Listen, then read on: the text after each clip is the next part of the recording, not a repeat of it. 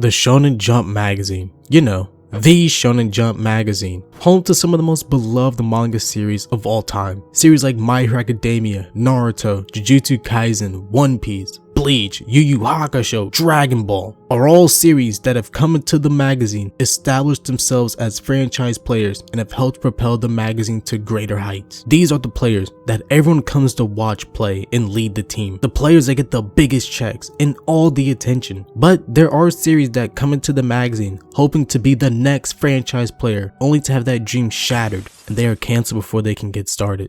And it's completely understandable. At the end of the day, it's a business. If you can't pull your weight, you will be cut from the magazine. You can't keep a series around if it's not turning a profit for the magazine. There are series that had a lot of potential but were unfortunately canceled, like Time Paradox, Ghost Rider, and Act Age. And series that thankfully got canceled, like Samurai 8. Still waiting for Boruto to join that mix. Doesn't matter if Kishimoto's on it. But in today's video, we're going to be looking at a manga that I believe is going to be sticking around for a while, and in my opinion is a series that I can see being a face of the Shonen Jump magazine. That series being Phantom Seer, written by Togo Goto and art done by Kento Matsura. Perfect time to get into the manga, since Phantom Seer is finally going to be in that point of the manga where it starts doing bigger arcs, and Phantom Seer is going to be getting its first volume published soon. So without further ado, let's get into the video. Should you read Phantom Seer?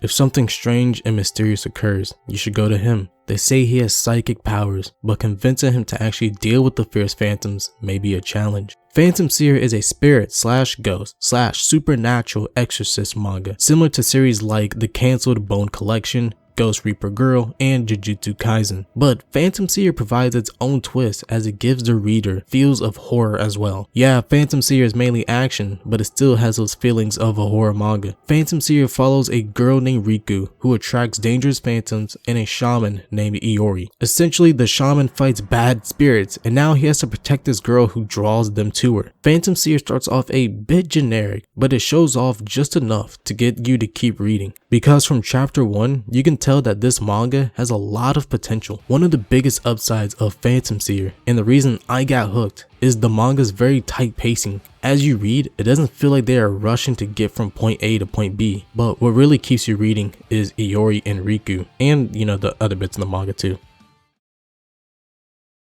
Our main characters are Iori and Riku. Iori Katanagi is a welcome surprise from most main protagonists in current Shonen Jump, as he's initially presented as being very selfish in character. He's often rude when talking to others, sarcastically complimenting people without a care for what they will think of him as a result, and becoming angry when he's made to do things he doesn't want to do. Iori was once a shaman who loved to help people, but he stopped acting this way because someone important to him sacrificed themselves to help him, which left a deep scar, causing him to close up and start acting the way he does. Riku Abetsu is the other lead role in Phantom Seer. Riku is a very cheerful, empathetic person with a strong drive to help those in need. Riku is also very self-sacrificial. Riku may seem like the typical shonen girl, but she has her own quirks that make her interesting. I really like Iori and Riku as the main protagonists. They have a very interesting dynamic, and every time they interact with one another, it feels like an actual conversation between two real people. And plus, they have some of the funnier moments within the manga.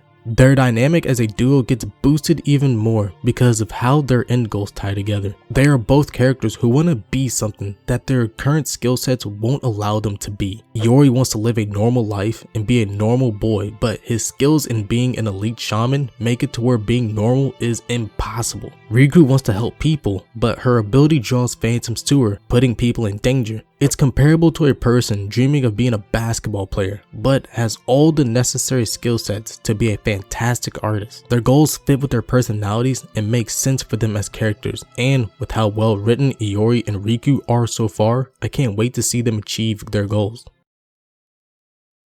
Next, I would like to say the art for Phantom Seer is phenomenal. The art is done by Kento Matsura. If you aren't familiar with Matsura, they did the art for Tokyo Shinobi Squad, another manga that was in Shonen Jump but unfortunately got cancelled. The art for this manga really pulls together the horror aspect of Phantom Seer, as it uses a lot of black and very edged lining. It really gives off that, ooh, it's a spooky feeling. The art is very clear with the storytelling and has the ability to keep things visually entertaining during scenes where not a lot is happening. The character designs are pretty strong as well. The designs for the characters are not as flashy as designs from One Piece and My Hero Academia. The designs are more realistic in style, but they are designs that are still good. For example, looking at Iori, you can tell that he's the type of guy who does things for the sake of benefiting himself and really doesn't care about pleasing everyone around him.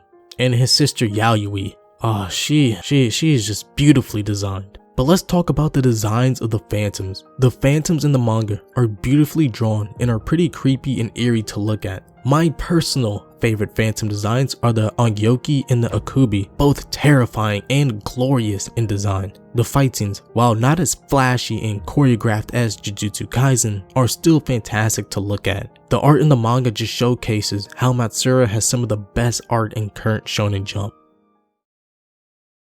So one of the elements I really like about Phantom Seer is the sense of mystery and horror. While these elements are present within the current story, I want to take this time to talk about the Phantom Seer one-shot for a little bit, which is currently my personal favorite one-shot of all time. I don't want to spoil it because I really do think you should read the one-shot. The one-shot is similar to the first chapter. We have a girl go to Iori, asking for help. She talks about running into a black cat and asks Iori for help to get to the bottom of it. But when they go to investigate, things aren't as they seem. Just the character expressions and the big twist sends a chill down your spine, and those same traits carry over into the main manga. The first chapters of the manga do a great job of setting up mystery and creating a world. Phantoms are inhuman beings that are responsible for abnormal phenomena. Some of the names and designs of the phantoms refer to Japanese yokai. In Japanese folklore, yokais are strange and supernatural creatures. One example of a phantom referring back to a yokai is the Sakabashira. In Phantom Seer, this phantom possesses a house. These phantoms are pillars that are placed topside down, or in other words, a tree that's placed upside down. It also has a bunch of disfigured upside down faces to give it that creepy look. Well, in Japanese folklore, Sakabashira are the angry spirits of tree leaves which manifest inside of houses where one of the pillars has been placed upside down. That is to say, in the opposite direction of the way the tree was pointing when it was living. These spirits manifest their grudge at night and bring misfortune upon those living in the house. And what time of day does Iori and Riku encounter this phantom? That's right, at night. And in case you were wondering, both versions of the Sakabashira have the same mannerisms. But how are phantoms created? Well, we don't know yet.